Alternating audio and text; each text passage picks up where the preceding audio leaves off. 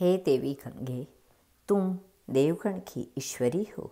हे भगवती, तुम त्रिभुवन को तारने वाली विमल और तरल तरंगमयी तथा शंकर के मस्तक पर विहार करने वाली हो। हे माता, तुम्हारे चरण कमलों में मेरी मति लगी रहे। हे भागीरथी, तुम सब प्राणियों को सुख देती हो। हे माता, तुम्हारी जय हो।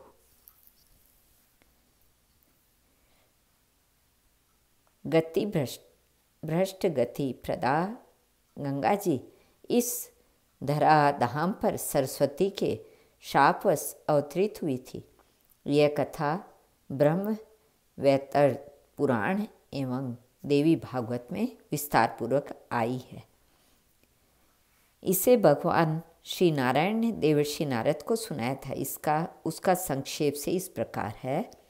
लक्ष्मी, सरस्वती और गंगा ये तीनों त्रिलोक्य पावनी देवियाँ भगवान श्री हरि की भार्या हैं। एक बार की बात है, शुभ प्रदा सरस्वती के मन में संदेह उत्पन्न हुआ कि श्री हरि उनसे उतना प्रेम नहीं करते जितना कि वे गंगा जी से करते हैं। इस कारण उन्होंने अपने प्रियतम श्री हरि के लिए कुछ निष्ठुर वचनों का प्रयोग किया और गंगा पर भी कुपित होकर उनके साथ कुछ कठोर व्यवहार करने लगी। बहन, क्रोध त्याग दो। शांत स्वरूपा क्षमा मूर्ति लक्ष्मी ने सरस्वती से निवेदन किया, तुम निश्चय ही वृक्ष रूपा और नदी रूपा हो जाओगी। गंगा की पक्षपातिनी समझकर देवी सरस्वती ने लक्ष्मी को शाप दे दिया। सरस्वती का शाप सुनकर भी समुद्र तनया सर्वथा शांत थी। उनके मन में तनिक भी क्रोध उत्पन्न नहीं हुआ, अपितु उन्होंने अत्यंत प्रीतिपूर्वक सरस्वती का हाथ अपने हाथ में ले लिया। बहन लक्ष्मी, सरस्वती ने अत्यंत निष्ठुरता से तुम्हें शाप दिया। परम पुण्यदायिनी गंगा सरस्वती की अनिति नहीं सह सकी। उन्होंने तुरंत कहा, ये सरस्वती भी नदी रूप होकर मृत्यलोक में जाए, जहाँ पापी जन निवास करते हैं। तुम्हें भी धरातल पर जाना होगा। सत्व स्वरूपा सरस्वती ने तुरंत गंगा से कहा, तुम वहाँ पापियों का पाप अंगीकार करोगी। उसी समय शंख चक्र गदा पद्म धारण किए चतुर्भुज प्रभु अपने 4 पार्षदों के साथ वहाँ पधारे। उन्होंने सरस्वती को प्रेम पूर्वक अपने समीप बैठा लिया। लक्ष्मी दुखित पत्नियों के कलह और शाप का हेतु समझकर सर्व ज्ञान संपन्न सर्वांतर्यामी प्रभु ने अपनी प्रियतमा समुद्र तनया से कहा, तुम अपनी कला से पृथ्वी पर जाओ।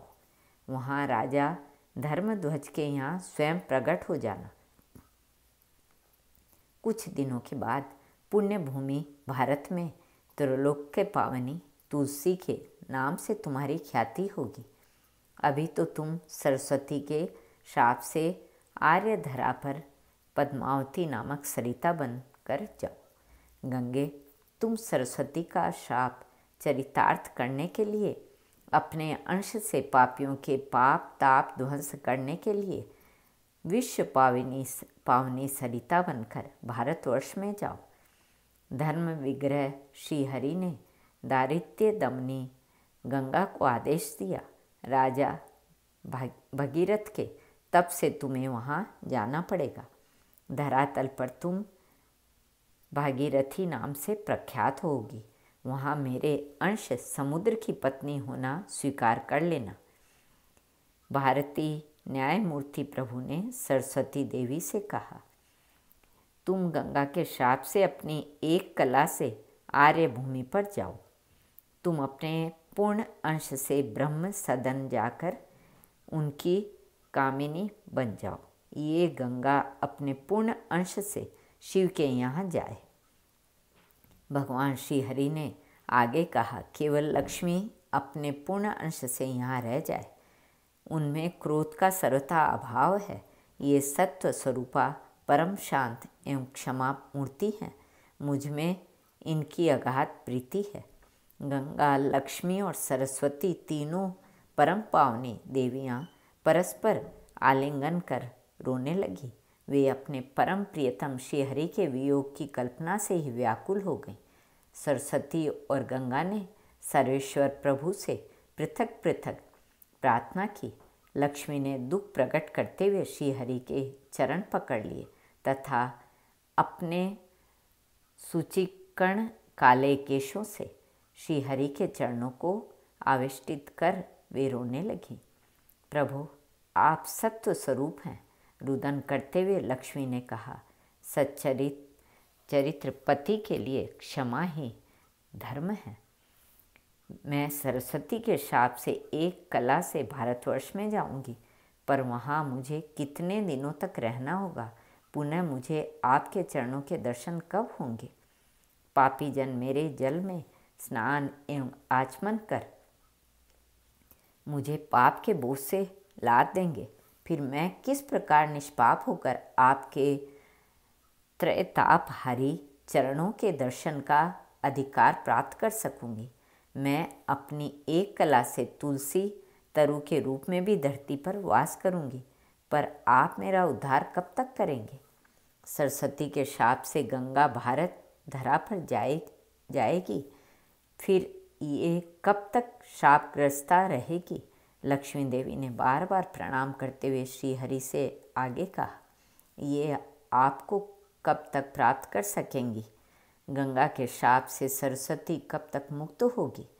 सरस्वती को ब्रह्म सदन एवं गंगा को धुरजटी के घर भेजने के प्रश्न पर भी मैं आपके से क्षमा की प्रार्थना करती हूँ। दयामय, आप हम पर दया करें। कमलेक्षणे सौंदर्य सुधा सिंधु लक्ष्मी की करुणा प्रार्थना से श्रीहरि द्रवित हो गए। मुस्कुराते हुए उन्होंने अत्यंत मधुर वाणी में लक्ष्मी से कहा, ये सरस्वती कला के एक अंश से सरिता के रूप में भारत भूमि को पावन करे और एक अंश से ब्रह्म सदन पधारे, पूर्णांश से स्वयं मेरे समीप रहे। इसी प्रकार गंगा भगीरथ का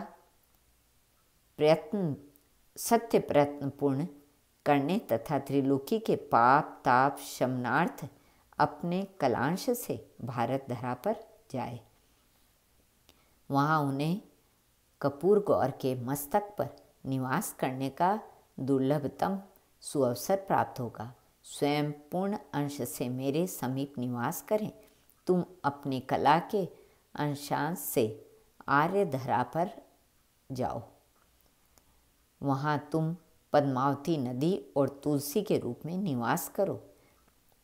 कली के 5 सहस्र वर्ष व्यतीत होने पर तुम सरिता स्वरूपिणी तीनों परम पावनी देवियों